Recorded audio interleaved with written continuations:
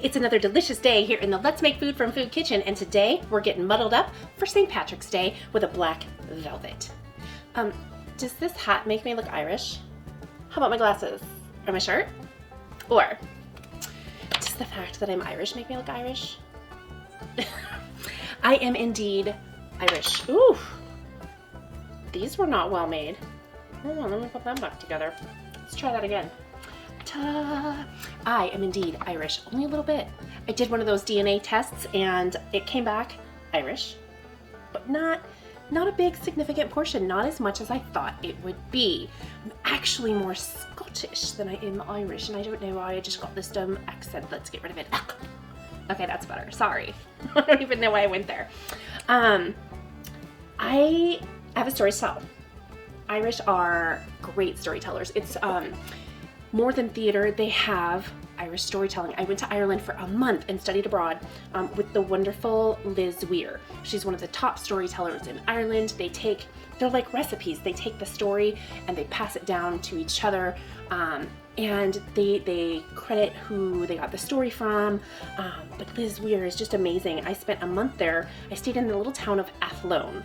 Athlone is right smack in the middle of Ireland. So here's Dublin, here's Galway. Draw a line. Athlone's almost halfway. The River Shannon runs through. There's a rock in the middle of the river at one point that has on it, this is the center of Ireland. So center of Ireland. I had Guinness when I was much younger and I just didn't like it. Now, I'm not a big beer drinker to begin with. So a stout is like, okay, true story. I was at a pub. My mom said I went to Ireland to study pubs, and I'm not saying that she's right. I'm just saying it was a part of my extracurriculum activities. Anyway, Flannery's, I believe it's been like 10, 11, 12 years. Flannery's, pretty sure that's what it was called. Anne was the bartender / owner.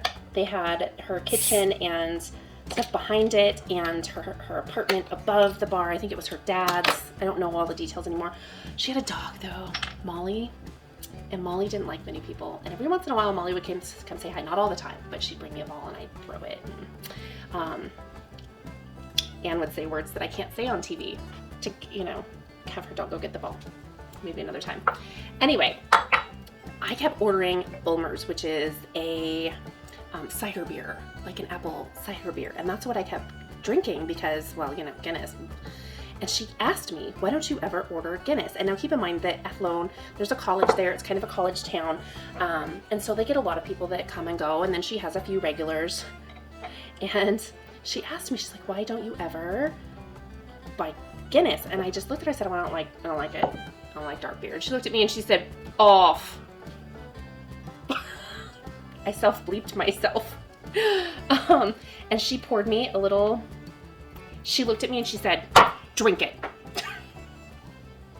Who was I to argue? So I did the face as oh no, I can't open this.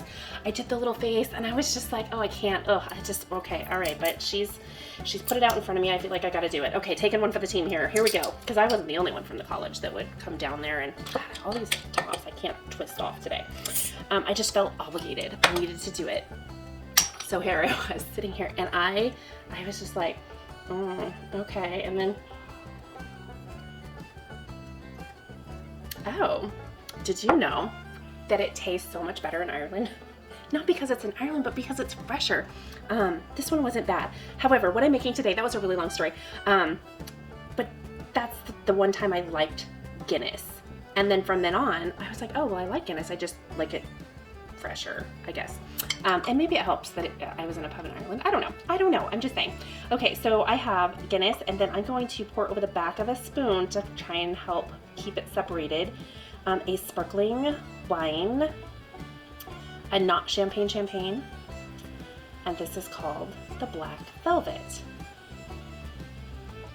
Trying to let it settle a little so I know how much foam I'm gonna have and how much room I'm gonna have. There we go, almost done.